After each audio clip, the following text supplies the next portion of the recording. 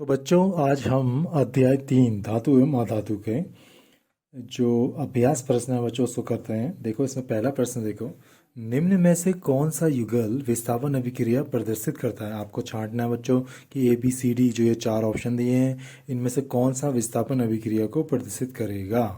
तो बच्चों उसके लिए सबसे पहले हमें क्या करना पड़ेगा, विस्थापन अभिक्रिया को समझना पड़ेगा कि ये विस्थापन अभिक्रिया डिस्प्लेसमेंट रिएक्शन होती क्या है बच्चों। तो आप हम पहले इसको समझते हैं। तो देखो बच्चों, डिस्प्लेसमेंट रिएक्शन को हम एक उदाहरण द्वारा समझेंगे। इसमें हम देखते हैं बच्चों कि ये जिंक है बच्चों, जिंक की अभिक्रिया हो रही है आपकी कॉपर सल्फेट के साथ। जिंक क्या है बच्चों, किसी तत्व का जो है परमाणु है, ठीक है, किसी तत्व का परमाणु है। और जो ये कॉपर सल्फेट CuSO4 है ये क्या है, एक यौगिक है, ठीक। तो एक यौगिक के अणु को प्रदर्शित करता है, उसके एक अणु को प्रदर्शित करता है, ठीक है, कॉपर सल्फेट के एक अणु को प्रदर्शित करता है CuSO4 अणु सूत्र, ठीक। तो इस अभिक्रिया में हम देखते हैं बच्चों क्या हुआ। इस अभिक्रिया में जब ये अभिकर्मक रिएक्टेंट ने आपस में अभिक्रिया करी तो अभिक्रिया के परिणाम स्वरूप जो बना आपका प्रोडक्ट वो क्या बना, जिंक सल्फेट बना और कॉपर बना।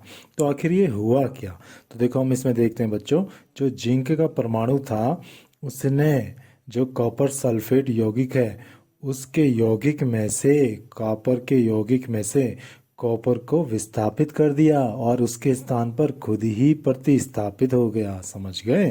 तो इसमें क्या हुआ, जेडन आ गया। पहले कॉपर और SO4 में अच्छी खासी दोस्ती थी, तो क्या हुआ, अब जेडन आ गया और बेचारे CU को पैदल कर दिया, ये बेचारा पैदल हो गया और जेडन उसके स्थान पर आ गया और SO4 के साथ दोस्ती कर ली और ZnSO4 जिंक सल्फेट एक नया उत्पाद बना दिया, ठीक है बच्चों।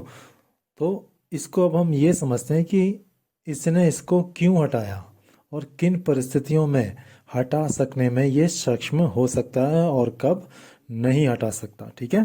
तो बच्चों उसके लिए हमें एक ट्रिक याद करनी पड़ेगी, ट्रिक याद करनी पड़ेगी रिएक्टिविटी सीरीज को लर्न करने के लिए, ठीक है। तो रिएक्टिविटी सीरीज को लर्न करने के लिए हम एक ट्रिक याद करेंगे, एक मंत्र याद करेंगे, पोसो कैमे AG आले H काम सी गो PT, ठीक है बच्चों। तो देखो ये तत्व के नाम लिखे और यहाँ इसके प्रतीक लिखे। तो पो से पोटेशियम हो गया, सो से सोडियम हो गया, के से कैल्शियम, में से मैग्नीशियम, ए से एल्युमिनियम, जी से जिंक, आ से आयरन, ले से लेड हाइड्रोजन है ही अपना, और का से कॉपर, मा से मरकरी, सी से सिल्वर, गो से गोल्ड और पीटी मीन्स प्लेटिनम। तो देखो बच्चों ये मेटल्स की रिएक्टिविटी सीरीज है, ठीक है बच्चों। इसमें जैसे जैसे हम क्रम से नीचे नीचे जाते हैं वैसे वैसी इन मेटल्स की रिएक्टिविटी डिक्रीज होती रहती है, यानी कि घटते रहती है, यानी कि सक्रियता का क्रम घटता रहता है नीचे की तरफ बढ़ने में। इसका मतलब ये है कि इस सीरीज में जो सबसे ऊपर मेटल होगी जैसे कि पोटेशियम वो सबसे अधिक सक्रिय होगी और जो सबसे नीचे मेटल है जैसे कि प्लेटिनम वो सबसे कम सक्रिय होगी, ठीक है बच्चों।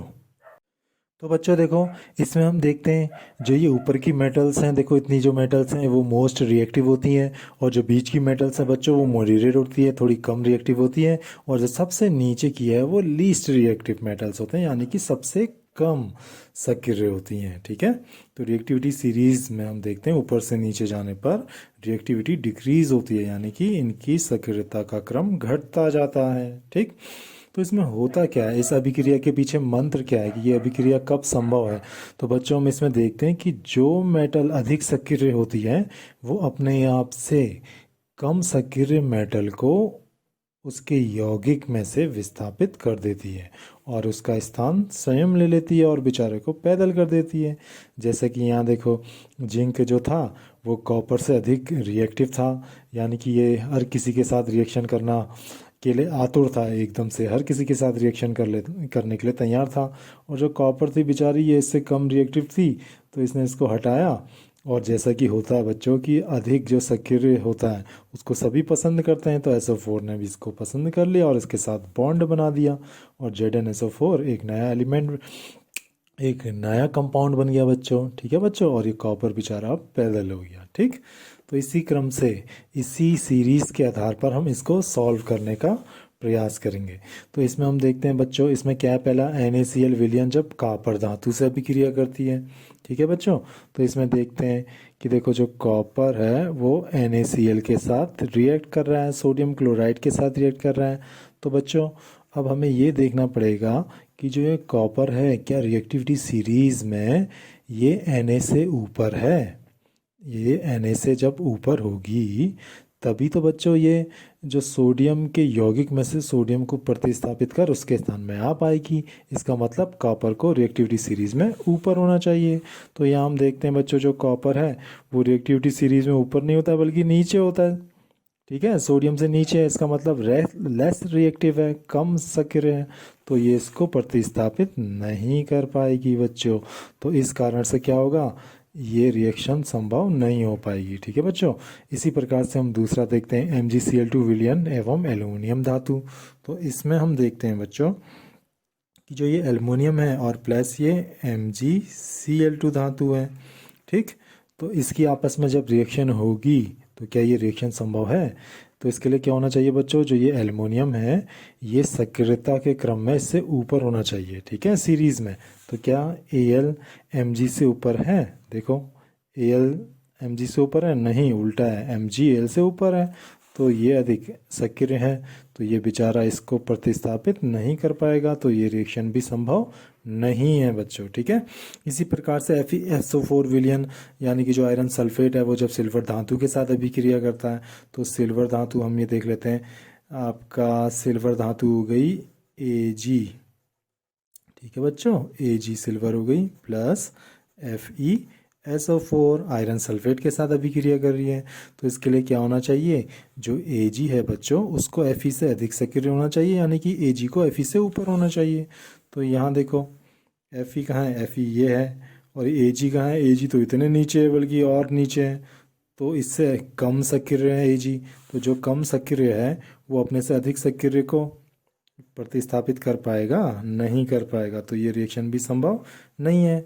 और इसी प्रकार से हम ये देखते हैं बच्चों, लास्ट रिएक्शन है जो AgNO3 जो सिल्वर नाइट्रेट है बच्चों, ये जब कॉपर से अभिक्रिया करता है तो क्या रिएक्शन डिस्प्लेसमेंट रिएक्शन संभव हो पाती है अथवा नहीं। तो इसके लिए क्या होना चाहिए, जो कॉपर है वो Ag जो सिल्वर है उससे सक्रियता के क्रम में ऊपर होना चाहिए बच्चों। तो हम देखते हैं कि जो ये कॉपर है वो Ag से सक्रियता के क्रम में ऊपर है। इसका मतलब copper is more reactive than silver. इसका मतलब जो अधिक रिएक्टिव है वो कम रिएक्टिव को प्रतिस्थापित कर देगी आराम से, तो ये इसके स्थान में आ जाएगी, CuNO3 बन जाएगा बच्चों।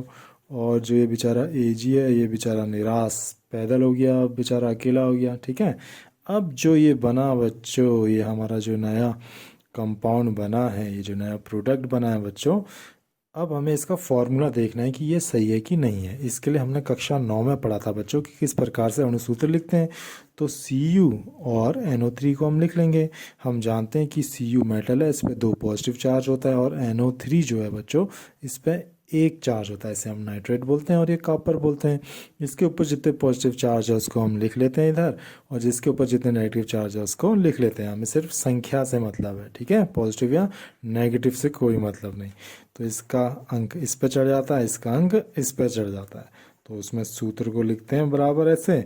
और ये 2 चढ़ा NO3 में, तो पूरे NO3 में चला तो होल 2 कर देंगे, और Cu पर चढ़ा 1 हमें लिखने की जरूरत नहीं है, अपने आप में ये खुद 1 को प्रदर्शित कर रहा है। ठीक है, तो CuNO3 का होल ट्वाइस हो जाएगा।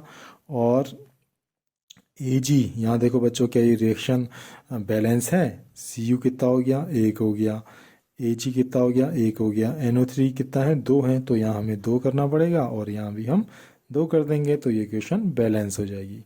तो हमें बैलेंस नहीं देखना है, बस हमें ये देखना है कि डिस्प्लेसमेंट रिएक्शन जो आपका विस्थापन रिएक्शन अभिक्रिया है वो किस में संभव है। तो बच्चों D ऑप्शन में संभव है।